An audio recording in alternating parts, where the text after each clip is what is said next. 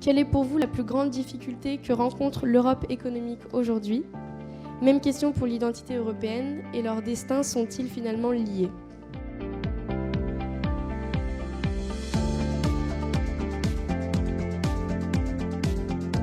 Premièrement, il y a un point sur lequel je crois que nous sommes tous d'accord, c'est que s'il existe quelque chose où on peut encore parler d'identité européenne, c'est d'avoir créé un marché intérieur et d'avoir créé une monnaie commune.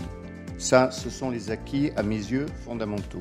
L'identité, ça ne peut être qu'un projet de civilisation, c'est-à-dire faire unité dans la diversité. L'identité européenne ne sera pas fédérale.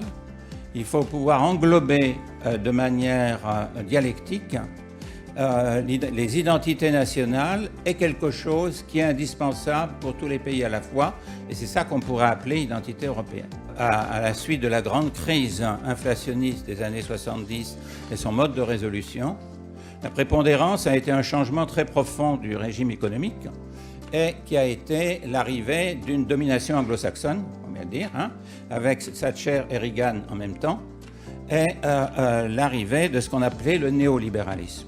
L'Europe n'était absolument pas prête au choc du néolibéralisme. Mon affirmation, j'ai réfléchi depuis longtemps, c'est qu'une économie ne fait pas une identité.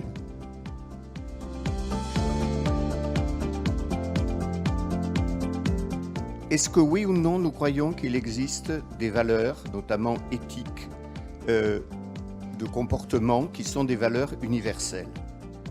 Je crois que cette notion existe implicitement entre Europe, États-Unis, je mettrai Amérique latine, et que ces valeurs, au fond, quand on les regarde, sont des valeurs issues de valeurs chrétiennes, si je puis dire, hybridées des Lumières, ce qu'on appelait le mouvement des Lumières, et que ceci sont les valeurs occidentales.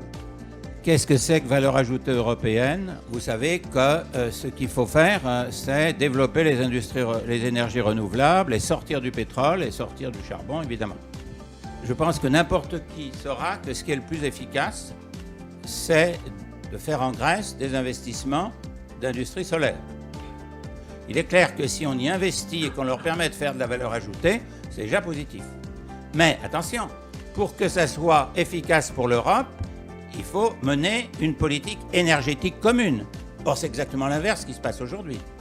Et donc, évidemment, valeur ajoutée européenne n'est pas possible. C'est-à-dire qu'il faut être capable de déplacer de l'électricité, donc créer un réseau de distribution électrique à très grande puissance pour ce qu'il a dans toute l'Europe avec un minimum de pertes en ligne, et qui soit, bien entendu, pour maîtriser l'intermittence, qui soit ce qu'on appelle un réseau intelligent, smart grid, un réseau intelligent de distribution d'électricité.